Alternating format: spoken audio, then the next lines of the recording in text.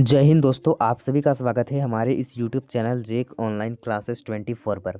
तो दोस्तों, आज के इस वीडियो के अंदर हम लोग क्लास 10th के विद्यार्थियों का, जी हाँ दोस्तों, कक्षा 10वीं के विद्यार्थियों का मॉडल सेट यानी प्रश्न पत्र प्रारूप देखने वाले हैं। ठीक है दोस्तों, ये मॉडल पेपर आपका झारखंड एकेडमी के क्वेश्चन बैंक से लिया गया है। ठीक है, क्वेश्चन बैंक दोस्तों सुन लीजिए आप लोग, क्वेश्चन बैंक सबसे इंपॉर्टेंट होता है। अगर आप क्वेश्चन बैंक पढ़ लेते हो तो आप एग्जाम में यहाँ से भी काफ़ी अच्छा नंबर उठा सकते हो। तो आज हम लोग क्वेश्चन बैंक का मॉडल प्रश्न पत्र देखने वाले हैं। ठीक है, तो वीडियो काफ़ी ज़्यादा इंपॉर्टेंट होने वाला है, तो वीडियो को लाइक कर लेना और चैनल पर नए हो चैनल को सब्सक्राइब कर लेना। ठीक है, चैनल को सब्सक्राइब करने के साथ ही साथ दोस्तों जो है नोटिफिकेशन बेल आइकन को प्रेस करके ऑल पे सेट कर लेना, ताकि आपने हर एक जो है आप तक जो है हर एक छोटी बड़ी अपडेट जो है दोस्तों वीडियो के माध्यम आप तक पहुँचते रहिए। ठीक है दोस्तों, सबसे पहले आपको बता दें कि नीचे डिस्क्रिप्शन बॉक्स पर आपको हमारे इंस्टाग्राम आईडी और टेलीग्राम चैनल दोनों का लिंक मिलेगा। आप प्लीज़ हमें वहाँ पर फॉलो अवश्य कर लेना। ठीक है, और दोस्तों क्लास 10 के विद्यार्थियों के लिए खुशखबरी है दोस्तों, हमारे यूट्यूब चैनल पर क्लास 10 के विद्यार्थियों के लिए दोस्तों लाइव में पढ़ाया जा रहा है दोस्तों, रिकॉर्डेड वीडियो भी दिया जा रहा है दोस्तों, और आपका नोट्स भी दिया जा रहा है दोस्तों। ये नोट्स आपको हमारे टेलीग्राम पर मिलेगा, टेलीग्राम पर ज्वाइन हो जाना, लिंक नीचे डिस्क्रिप्शन बॉक्स में है। ठीक है, आपको लाइव भी पढ़ाया जा रहा है और रिकॉर्डेड वीडियो भी दिया जा रहा है। ठीक है, यानी कि क्लास 10 की तैयारी हमारे यूट्यूब चैनल पर स्टार्ट कर दी गई है, और ये तैयारी डायरेक्ट आपके एग्ज़ाम तक जाकर रुकेगी। तो आप लोग चैनल को अगर सब्सक्राइब नहीं किए हो तो सब्सक्राइब कर लो अपनी एग्ज़ाम की बेहतरीन प्रिपरेशन के लिए। ठीक है, तो चलिए आज के इस वीडियो पे पहला प्रश्न देखते हैं कि निम्नलिखित प्रश्नों का सही विकल्प का चुनाव करें। इस तरह से आपका ऑब्जेक्टिव में पूछेगा। ठीक है, देखिए क्वेश्चन है कि वह राज्य जहाँ की राजनीतिक सत्ता उसके सांस्कृतिक सत्ता से मिलकर बनी होती है उसे कहते हैं। तब बोला गया कि वह राज्य जहाँ की राजनीतिक सत्ता उसके सांस्कृतिक सत्ता से मिलकर बनी होती है तो उसे क्या कहते हैं। तो उसे ऑप्शन नंबर ए कहते हैं, यानी कि कल्याणकारी राज्य। ठीक है, कहीं आपको मिलेगा राष्ट्र राज्य ऑप्शन।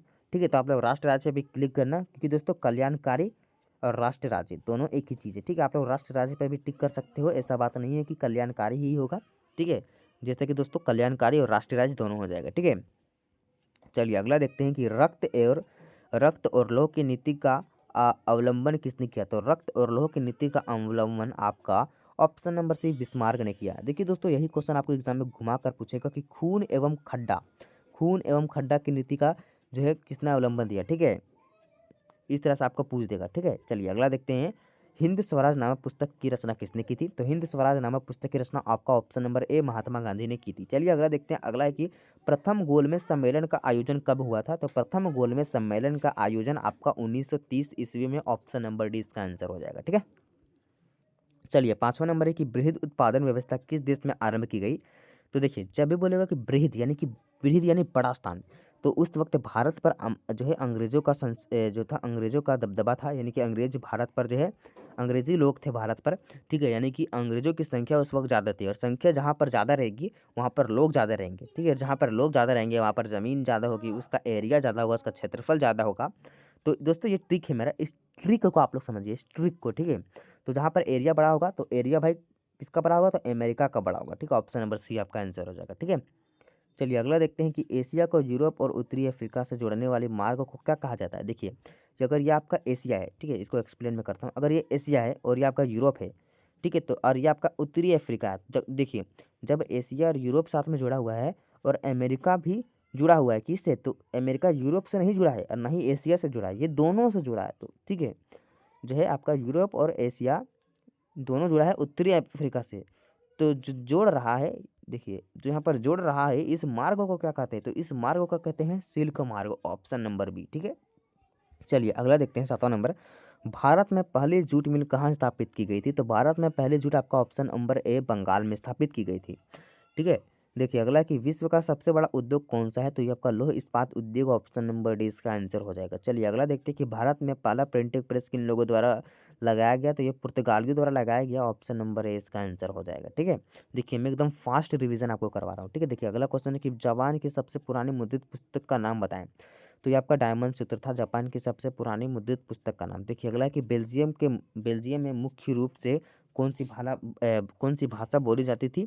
तो ये आपका डच, फ्रेंच और जर्मन, ऑप्शन नंबर डी इसका आंसर हो जाएगा। देखिए अगला क्वेश्चन है कि संघात्मक सरकार किस देश में है। तो ये आपका भारत में है, ऑप्शन नंबर बी में है। चलिए अगला क्वेश्चन है कि उत्तरी आयरलैंड और नीदरलैंड देश है, तो ये ईसाई बहुमूल्य है। ठीक है, ये ईसाई बहुमूल्य, ऑप्शन नंबर ए होगा। ठीक है, देखिए अगला है कि राज्य के विधानसभा में महिलाओं का प्रतिनिधित्व कितना है। तो राज्य के विधानसभा में महिलाओं का प्रतिनिधित्व आपका ऑप्शन नंबर बी 5% यानी कि 5% से कम है। ठीक है। अगला कि भारत के संविधान के अनुसार भारत कौन सा देश है। तो ये धर्मनिरपेक्ष देश है, ऑप्शन नंबर डी। ठीक है। देखिए अगला कि किस प्रकार की सरकार सबसे बेहतर मानी जाती है। तो ये लोकतंत्र सरकार सबसे बेहतर मानी जाती है। ठीक है। अगला कि भारत में लोकतांत्रिक सरकार के कितने अंग हैं। तो भारत में लोकतांत्रिक सरकार के 3 अंग हैं। ठीक है। और ये 3 अंग कौन कौन से हैं। तो अगर आप जानते हो तो कमेंट बॉक्स में हमें बताएं, देखते हैं कि कौन कौन सही जवाब देता है। ठीक है। अगला कि भारतीय जनता पार्टी का मुख्य प्रेरक सिद्धांत क्या है। तो सांस्कृतिक राष्ट्रवाद इसका मुख्य प्रेरक सिद्धांत है। 22 भाषाओं को भारतीय संविधान की किस अनुसूचित में रखा गया है। तो ये आपका 8वीं अनुसूची में रखा गया है, ऑप्शन नंबर ए। देखिए विश्व की धार्मिक सरकार पर देश सांप्रदायिकता का दूसरा रूप है। तो ये राजनीति के धार्मिक सरकार पर धार्मिक आधार पर। ठीक है। अगला कि सूचना का अधिकार अधिनियम कब पारित किया गया था। तो सूचना का अधिकार अधिनियम आपका अक्टूबर 2005 में पारित किया गया था, ऑप्शन नंबर ए इसका आंसर होगा। ठीक है। अगला है कि राष्ट्रीय उपभोक्ता दिवस कब मनाया जाता है। तो ये आपका 24 दिसंबर को मनाया जाता है, ऑप्शन नंबर सी। देखिए जिस देश की प्रति व्यक्ति आय अधिक होती है वह का कहलाता है। तो कहलाता है विकसित देश यानी कि डेवलप्ड कंट्री। अगला देखते हैं कि तृतीय क्षेत्र का दूसरा नाम क्या है। तो तृतीय क्षेत्र का दूसरा नाम आपका सेवा क्षेत्र है, सर्विस। ठीक है।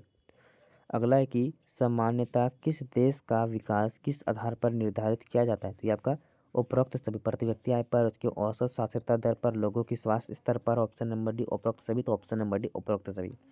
क्षेत्र कितने प्रकार के होते हैं। यानी कि 3 प्रकार के होते हैं। प्रथम क्षेत्र, द्वितीय क्षेत्र, तृतीय क्षेत्र। प्रथम क्षेत्र में आपका खेती हो गया, ठीक है, खेती वगैरह हो गया।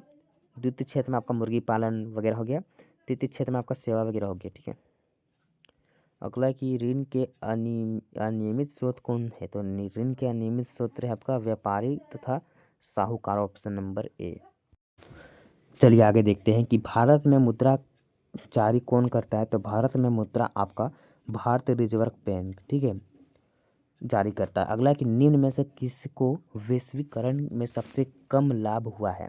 तो कृषि क्षेत्र को ना सबसे कम लाभ हुआ है, यानी कि ठीक है, फार्मर सेक्टर को सबसे कम। ठीक है। देखिए अगला कि घरेलू अर्थव्यवस्था और विश्व अर्थव्यवस्था को जोड़ने क्या कहलाता है। तो घरेलू अर्थव्यवस्था और विश्व अर्थव्यवस्था को जोड़ना वैश्वीकरण कहलाता है।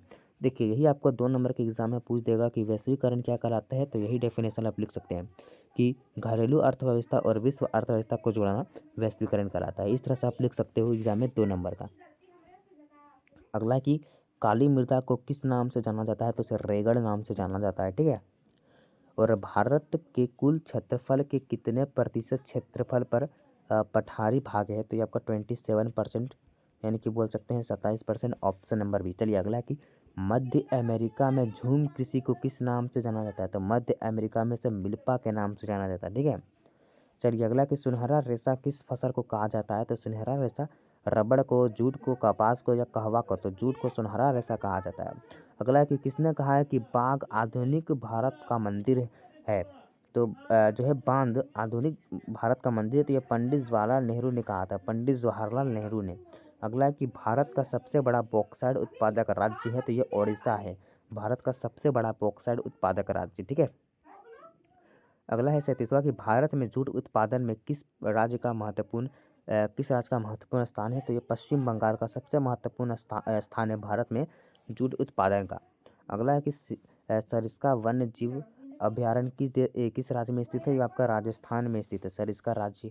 ठीक है, अभयारण्य। अगला है कि निम्न में से परिवहन के प्रकार कौन कौन है। तो ये आपका उपरोक्त सभी है। कौन कौन, स्थल परिवहन, जल परिवहन, वायु परिवहन और उपरोक्त सभी। तो उपरोक्त सभी यानी कि इनमें सभी डी इसका आंसर होगा। देखिए आखिरी क्वेश्चन है कि सीमा सड़क संगठन कब बनाया गया। तो ये 1960 में बनाया गया, ऑप्शन नंबर ए। तो दोस्तों आज के इस वीडियो के अंदर हम लोग टोटल 40 महत्वपूर्ण क्वेश्चन देख लिए। ठीक है, जो कि सोशल साइंस का यानी कि आपका सामाजिक विज्ञान का था। ठीक है, सामाजिक विज्ञान का था। ठीक है दोस्तों, आप लोगों के एग्ज़ाम में इस वीडियो से मेरे ख्याल से कम जो दोस्तों 10 से 12 क्वेश्चन देखने को मिल जाएगा। तो अगर वीडियो पसंद आई होगी ना तो जो है लाइक ज़रूर से करना। और हाँ डियर, अगर आप हमारे चैनल पर पहली बार आएंगे तो चैनल को सब्सक्राइब कर लीजिएगा और इस वीडियो को अपने सभी मित्रों तक, सहपाठियों तक शेयर ज़रूर से कीजिएगा। और नीचे डिस्क्रिप्शन बॉक्स पे आपको हमारे टेलीग्राम चैनल और इंस्टाग्राम आईडी का लिंक मिलेगा, फॉलो ज़रूर से कर लीजिएगा। तो चलिए दोस्तों, मिलेंगे आपको नेक्स्ट वीडियो पर। Thank you so much.